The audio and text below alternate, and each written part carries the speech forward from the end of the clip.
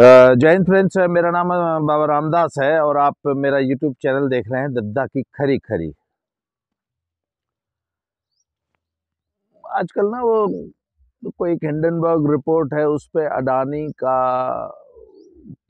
साहब जो हैं बड़ी चर्चा में हैं और उनके शेयर्स में बहुत ज़्यादा उतार चढ़ाव आ रहा है। वो बहुत चर्चा में इसलिए भी थे कि पिछले दिनों वो दुनिया के सबसे अमीर आदमियों की सूची में दूसरे नंबर पे पहुंच गए थे। मतलब दुनिया के सबसे अमीर आदमियों में उनका नाम आ गया था। तो साहब, ऐसे में हिंदुस्तान जैसी सोसाइटी में इतने सफल आदमी के प्रति ईर्ष्या का भाव आ जाना बहुत स्वाभाविक है। तो साहब, कल परसों से ना एक वो सुब्रमण्यम स्वामी जी हैं, उनका एक बयान लेके बहुत ज्यादा विपक्षी हमारे देश में बड़ी चर्चा है। तो प्रियंका गांधी ने भी, मैंने देखा, उस बयान को शेयर किया और सब लोग उस बयान को लेके उड़ रहे हैं। और जानते हैं आप, सुब्रमण्यम स्वामी ने बयान क्या दिया है कि अडानी की सारी संपत्ति, सारा बिजनेस, सब कुछ नीलाम कर देना चाहिए, बेच देना चाहिए, जब्त कर लेना चाहिए, नीलाम करके बेच देना चाहिए।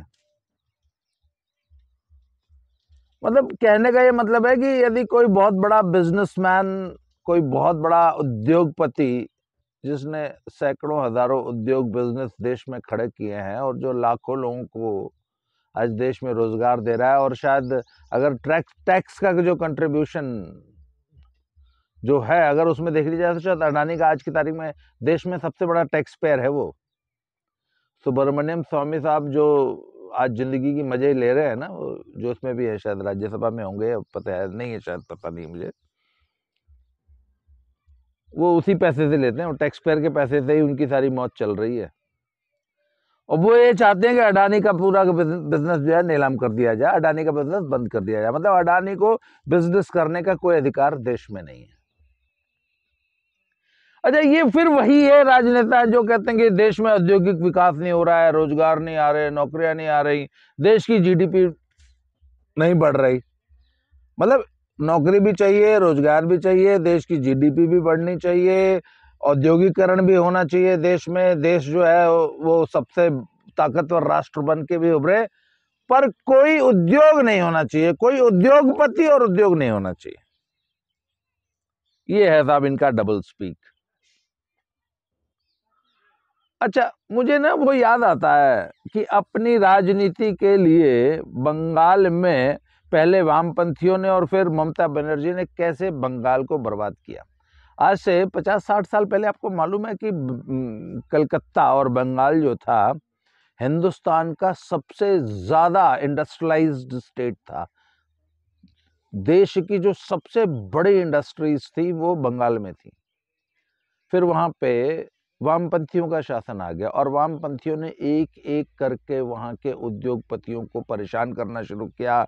उनके दरवाजे पर हड़तालें होने लग गई, लॉकडाउन हुए, उनके गेट बंद कर दिए गए और सालों तक वामपंथी यूनियंस उन उद्योगों के दरवाजों पे, गेट पे बैठी रही, जिससे वो उद्योग बर्बाद हो गए। अच्छा, ये सारा जो प्रपंच था ये होता था मजदूर के हितों की रक्षा करने के लिए। उनकी ऊट पटांग मांगे होती थी। अच्छा, ये क्यों कर रहे हो भैया, ये इस इंडस्ट्री को तुम चलने नहीं दे रहे, पिछले 1 साल से इसके गेट पे बैठे हो, इस पे ताला लग गया है, कि हम मजदूरों के हितों की रक्षा कर रहे हैं। फिर क्या हुआ साहब, अंत में वो सेठ जी जो थे वो इंडस्ट्री बंद करके भाग गए, बंगाल छोड़ के। फैक्ट्री बंद हो गई, मिल बंद हो गई और मजदूर जो है वो भीख मांगने की नौबत आ गई, भूखे मर गए सब। तो ये बंगाल का इतिहास है, ये कोई छुपा नहीं है। ये तो चलिए फिर भी बहुत पुरानी बात हो गई। सिंगुर में, कलकत्ता से ना करीब 70-80 किलोमीटर दूर नेशनल हाईवे के किनारे एक कस्बा है, उसका नाम है सिंगुर। इंडस्ट्रियल सिटी है। तो वहां टाटा ने साहब ये नैनो बनाने के लिए प्लांट लगाया था। तो टाटा जहां नैनो बनाने के लिए एक इतना बड़ा प्लांट लगा रहा है तो वो इंडस्ट्रियल सिटी होगा ना। तो फिर ममता बनर्जी और उनकी पार्टी और वो तमाम पार्टियां बंगाल में सब पॉलिटिक्स करने लगे कि किसान की जमीन हम नहीं देंगे, वापस दो। और एक इतना बड़ा आंदोलन चला कि साहब टाटा ने वो वहीं हाथ जोड़ लिए कि भैया, वही मेरा बड़ा पुराना बड़ा फेमस जुमला है कि बाज आए ऐसी मोहब्बत से ये रखो पानदान अपना। टाटा ने साहब वो पानदान रख दिया और हाथ जोड़ लिए। उसने बोला ठीक है जी, हम यहाँ से सिंगूर से अपनी फैक्ट्री उठा लेते हैं, तुम देख लो खेती करा लो इस जमीन में। और जैसे ही टाटा ने वहां से वो सिंगूर का प्लांट बंद करने की घोषणा की, वहां मोदी जी थे तब चीफ मिनिस्टर गुजरात के। जैसे ही मोदी जी को खबर लगी कि टाटा का प्लांट बंद हो रहा है बंगाल में, उन्होंने अपने अधिकारियों को बुलाया और बोला कि इतनी जमीन चाहिए। उन्होंने पहले पता लगा लिया था कि टाटा को जमीन कितनी चाहिए, क्या हमारे पास कोई प्लॉट रेडी है। उन्होंने, उनके अधिकारियों ने बोला कि हाँ जी, ये अहमदाबाद के पास साणंद नाम की एक जगह है, हार्डली 20-25 किलोमीटर दूर होगी अहमदाबाद से। साणंद में हमारे पास इतना बड़ा एक इंडस्ट्रियल प्लॉट है और वो ऑलरेडी एक्वायर्ड है। उसके आगे थोड़ी सी 10 या 15 एकड़ जमीन और एक्वायर करनी पड़ेगी, क्योंकि रोड से थोड़ा सा, रोड के किनारे थोड़ी सी और जमीन चाहिए होगी। प्लस उस प्लॉट तक जाने के लिए एक 4 लेन सड़क हमको बना के देनी होगी नेशनल हाईवे से उस प्लॉट तक, जो कि 1 या 1.5 किलोमीटर लंबी सड़क थी। तो मोदी जी ने अपने पूरी सरकार को लगा दिया कि मुझे 2 दिन के अंदर रिपोर्ट चाहिए। वो जो 10 एकड़ जमीन एक्वायर करनी थी, वो वहां के एक कांग्रेसी सरपंच की थी। मोदी जी ने स्पेशली उस सरपंच को एक स्पेशल स्वयं का एक मैसेज भेजा कि सरपंच साहब, मुझे पता है ये आपकी जमीन आपको अपनी माँ जैसी प्यारी है, पर राष्ट्र के विकास के लिए, राज्य के विकास के लिए, गुजरात के विकास के लिए ये जमीन मुझे चाहिए। और वो सरपंच साहब ने वो 10 एकड़ जमीन जो है वो गवर्नमेंट ने एक्वायर कर ली। जो भी मुआवजा उचित होता है वो दे दिया गया उनको। और वहां पे एक 4 लेन सड़क उन्होंने प्लान कर ली। और उसके बाद टाटाज को मोदी जी ने एक मैसेज भेजा कि एक लाइन का मैसेज, वेलकम टू गुजरात। और टाटा साहब जो हैं सिंगूर का अपना प्लांट बंद करके साणंद में शिफ्ट हो गए। फिर वो नैनो का प्लांट जो था, जो कि टाटा सिंगूर में लगा चुके थे, फिर वो साणंद में बना। फिर नैनो जब तक बनी साणंद में उसी प्लांट में बनी। आजकल जो है जो नई नई गाड़ियां बना रहे हैं, और वो जो वो जो 2 बड़ी गाड़ियों का टेक ओवर किया है ना, जगुआर का और उसका एक और बड़ी महंगी गाड़ी का टाटा साहब ने जो टेक ओवर किया, वो दोनों गाड़ियां अब आज साणंद वाले प्लांट में बन रही है। तो साहब जब ऐसी कोई बड़ी फैक्ट्री बनती है ना, तो जो कार होती है ना वो तो असेंबल होती है। कार उस फैक्ट्री में बनती नहीं है, कार वो असेंबली लाइन होती है और उसमें हजारों छोटे छोटे पुर्जे जोड़ के एक कार बनती है। तो वो जो हजारों छोटे छोटे पुर्जे है ना, वो उसी सिंगूर के इर्द गिर्द ही डेवलप होने थे कि छोटी छोटी यूनिट्स, ऐसी 2-2, 3-3 कमरे में, एक कमरे में चलने वाली यूनिट्स बहुत छोटे छोटे पार्ट्स बनाती। उन पार्ट्स को असेंबल करके वो कोई भी कार बनती है। सिर्फ इंजन व्यंजन या इस प्रकार की चीजें जो वो कहीं और से बन के आती हैं या इंपोर्ट होती हैं। तो सिंगूर का वो जो प्लांट था, उसने हजारों लाखों लोगों को प्रत्यक्ष और अप्रत्यक्ष रोजगार देना था। तो ममता बनर्जी ने अपनी राजनीति में वो खा गई। अच्छा, वो जमीन आज भी वो बंजर पड़ी है। टाटा ने अपना प्लांट वहां से उठा लिया, जो भी टिन टप्पर था, जो भी मशीनें थी, उठा के वो अपना साणंद ले आए गुजरात में। आज वो जमीन बंजर पड़ी है। It looks like a ghost town, भूतहा शहर बन के वो जमीन पड़ी हुई है, सैकड़ों एकड़ जमीन।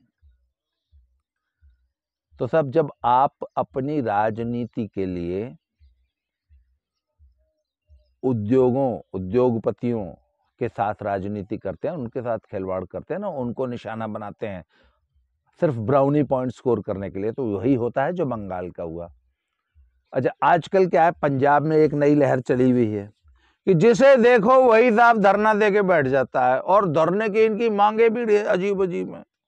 ये 1.5 साल इन्होंने सिंघू बॉर्डर घेर के रखा, दिल्ली घेर के रखी, तो वहां तो मोदी जी जो है वो सरेंडर कर गए इनके सामने। वो जो सरेंडर का था, ये नतीजा हुआ कि इनको एक सबक मिल गया कि किसी भी चीज को 1-1.5 साल के लिए घेर लो,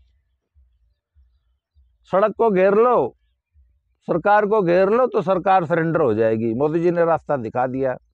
तो इन्होंने अब साहब पंजाब में जगह जगह धरने लगा रखे हैं। आज का मैं एक लेटेस्ट आपको, आज मैंने एक वीडियो देखा है कि पंजाब में वो पंजाब बॉर्डर चंडीगढ़ पे एक धरना इन्होंने लगा रखा है, जिसमें बंदी सिंहों की रिहाई के लिए वो एक परमानेंट धरना लगा हुआ है साहब। तो वहां पे साहब एक जत्थेबंदी थी, नाम उसका मैं नहीं ले रहा हूँ, वो उन्होंने कल क्या गजब गुंडागर्दी की। और आमतौर पे आपने सुना होगा कि पुलिस जो है घोड़े पे चढ़ के आती है और पब्लिक को खदेड़ने के लिए घोड़ा दौड़ाती है पब्लिक के ऊपर। वहां साहब पुलिस के ऊपर घोड़ा दौड़ाए जा रहे थे, पुलिस के ऊपर कृपानें चलाई जा रही थी और पुलिस डर के भागती हुई दिखी। वो वीडियो है, आप देख लीजिएगा। तो साहब ऐसा ही एक जत्थेबंदी ने, एक नहीं 7-8 किसान जत्थेबंदियों ने, मालबोरो नामक एक इंडस्ट्रियल ग्रुप है, तो जीरा है फिरोजपुर जिले में, वहां पे एक शराब फैक्ट्री है मालबोरो इंटरनेशनल। उसके गेट पे साहब इन्होंने पिछले 1 साल से धरना लगा रहा था और उस पर आरोप ये था कि इन्होंने अंडरग्राउंड वाटर हमारा खराब कर दिया है। तो साहब फैक्ट्री ने गुहार लगाई, नहीं सर हम कोई अंडरग्राउंड ऐसा कोई पानी हम डंप नहीं करते। इंडस्ट्री लगाने से पहले जो हमको नॉर्म्स बताई गई थी, या जो नॉर्म्स होती हैं पॉल्यूशन की, सारी एनवायरनमेंट की, वो हम सारी फॉलो करते हैं। आप हमारी जांच करा लो, एक बूंद भी पानी हम जमीन के अंदर बोर करके जमीन के गर्भ में नहीं छोड़ते। जो हमारा सेट नॉर्म है, पैटर्न है, जो हमारा इंडस्ट्रियल हमें जो बताया गया है तरीका, हम उसी तरीके से फैक्ट्री चला रहे हैं। फिर भी साहब कौन मानता है। तो उसके बाद सुप्रीम कोर्ट की high court, Punjab high court की निगरानी में एक जांच हुई और जितने भी एजेंसीज हैं जो पर्यावरण का ध्यान रखती हैं, पर्यावरण संबंधित जितनी भी सरकारी, राज्य सरकार और केंद्र सरकार की एजेंसीज है, सबने जांच की, सैंपल्स लिए बाकायदे, जिसमें स्टेट पोल्यूशन बोर्ड और एनजीटी और इस टाइप की जितनी संस्थाएं हैं देश में, जल बोर्ड, ये सब, अंडरग्राउंड वो भूजल, भूगर्भीय जल का एक अलग महकमा है, उन सब ने जांच की और ये पाया कि नहीं, फैक्ट्री द्वारा कोई प्रदूषण नहीं किया गया है, फैक्ट्री द्वारा पर्यावरण को कोई नुकसान नहीं पहुंचाया गया है। हाँ, यदि उस इलाके का भूगर्भीय जल खराब है, पीने लायक नहीं रह गया है, तो कहां से लीकेज हो रही है, क्या हो रही है, अगर जल क्यों खराब हुआ है, इसकी जांच की जाए। परंतु जत्थेबंदियों की एक जिद्दी नहीं, जिन्हें ये फैक्ट्री नहीं चलने देनी। हाई कोर्ट ने पंजाब सरकार को आदेश दिया, भगवंत मान साहब की सरकार को, कि भैया ये धरना उठवाओ इनके गेट से, इनकी फैक्ट्री चलने दो। पर तब कौन सुनता है। और जब मोदी जी सरेंडर कर गए इन जत्थेबंदियों के सामने, तो भगवंत मान साहब की क्या औकात है। तो साहब वो भी सरेंडर कर गए। उन्होंने बोला अच्छा महाराज जी ਤੁਹਾਡੀ गल सिर मत्थे। तो उन्होंने साहब मालबोरो इंटरनेशनल नामक शराब फैक्ट्री को परमानेंटली बंद करने का आदेश दे दिया। जब पंजाब का जो माहौल है, यहाँ पे खालिस्तान जिंदाबाद का कहीं पर भी कभी भी जो है नारा लेके कोई बैठ जाता है, तो कोई इंडस्ट्रियलिस्ट वैसे भी नहीं आना चाहता। तो क्या था कि गडकरी साहब इथेनॉल जो है वो उसका चाहते हैं कि हिंदुस्तान का जितना भी पेट्रोल का कंजम्पशन है, उसके अंदर 20% एथेनॉल मिक्स किया जाए। और एथेनॉल जो है वो हमें इंपोर्ट नहीं करना पड़ता, हमारे अपने देश में पैदा होता है और इसके प्रोडक्शन को बढ़ाया जाए। तो इसलिए पूरे देश में एथेनॉल लगाने के प्लांट्स लगाए जा रहे हैं। तो सब ऐसे 4 प्लांट जो हैं वो पंजाब में भी प्रस्तावित थे, और इसके अलावा 17 प्लांट्स यूपी में लगने वाले थे, लग रहे हैं, और शायद 10 या 12 प्लांट्स एमपी में जो है लग रहे हैं, और 10-12 प्लांट्स जो है प्रोसेस में है। उसी तरह बिहार में प्लांट्स लग रहे हैं, महाराष्ट्र में लग रहे हैं। तो सब पंजाब में भी 4 लगने वाले थे। तो सब जब मालबोरो इंटरनेशनल के गेट पे परमानेंट ताला लगाया ना मान साहब ने, तो साहब वहाँ के चारों वो जो इंडस्ट्रीज थे एथेनॉल वाले, उन्होंने हाथ जोड़ लिया कि महाराज रखो, हमें नहीं चाहिए, हम नहीं पंजाब में एथेनॉल का प्लांट लगा रहे सर, हम यूपी चले जाएंगे, हम एमपी चले जाएंगे। वो चारों बैकआउट कर गए। आज की तारीख में पंजाब में कोई इथेनॉल का प्लांट नहीं लग रहा। तो सब जब आप इंडस्ट्री के साथ खिलवाड़ करते हो, इंडस्ट्री के साथ गुंडागर्दी करते हो, तो यही होता है जब आप इंडस्ट्री के साथ खिलवाड़ करते हैं। तो आज की तारीख में अब ये नेताओं ने अपनी राजनीति के लिए अडानी को निशाना बनाना शुरू किया। और सुब्रमण्यम स्वामी कहते हैं कि सब अडानी की सारी इंडस्ट्री बंद करके, सारी संपत्ति जब्त करके सरकार को ले लेनी चाहिए। अच्छा ठीक है सर, अडानी की कर लोगे तो टाटास, बिरलास और ये दुनिया भर के जितने स्टार्टअप्स देश में हो रहे हैं और जो बाकी इंडस्ट्रियलिस्ट हैं, उनको क्या मैसेज जाएगा कि भैया बहुत बड़ा कुछ काम हिंदुस्तान में नहीं करना है। अगर if you want to grow very big तो फिर अमेरिका जाओ और बाकी कंट्रीज में जाओ। हिंदुस्तान में बड़ा काम मत करो, बहुत बड़ा उद्योग मत बनाओ, बहुत बड़ी फॉर्च्यून 500 कंपनी मत बनाओ। यहाँ तो बस वही जीने खाने लायक 1 लाख, 2 लाख, 5 लाख, 10 लाख वाली इंडस्ट्री चलाओ, 2, 4, 10, 20 करोड़ की कर लो। अगर आप बहुत बड़ी अचीवमेंट को हासिल करते हैं तो हिंदुस्तान में इनको पचेगी नहीं। तो अब ये जो एटीट्यूड है ना, सिर्फ राजनीति के लिए, ब्राउनी पॉइंट्स स्कोर करने के लिए आप जो इंडस्ट्रियलिस्ट को, इंडस्ट्री को जो निशाना बना रहे हैं, ये देश के लिए बहुत घातक, ये एक तरह का एक देश के साथ धोखा है, गद्दारी है। तो देखिए सब आगे क्या होता है। पर फिलहाल ये रिपोर्ट है कि अडानी का स्टॉक जो उस हिंडनबर्ग रिपोर्ट की वजह से बहुत तेजी से 2 दिन लगातार गिरा था, अब वो काफ़ी हद तक रिकवर कर गया है और 40% तक वापस उसने ग्रो अपना रिकवरी कर ली है। और हालांकि अभी बहुत कुछ अगले हफ्ते, 2 हफ्ते, महीने, 2 महीने तक शेयर मार्केट थोड़ा सा वॉलेटाइल रहेगा और ये ऊपर उतार चढ़ाव आते आते बहुत जल्दी अडानी साहब का पूरा जो स्टॉक मार्केट में जो स्टॉक्स हैं वो स्टेबल हो जाएंगे। परंतु विपक्ष की जो राजनीति है वो देश को नुकसान पहुंचाने वाली है। ये देश के साथ एक किस्म का धोखा है। मैं और ज़्यादा कड़े शब्द इस्तेमाल नहीं कर रहा हूँ। तो आगे देखते हैं साहब अडानी साहब कैसे परफॉर्म करते हैं, क्या होता है। आज के लिए इस वीडियो में इतना ही। बहुत बहुत धन्यवाद। अगले वीडियो में अगले टॉपिक में फिर से मिलते हैं। Thank you very much.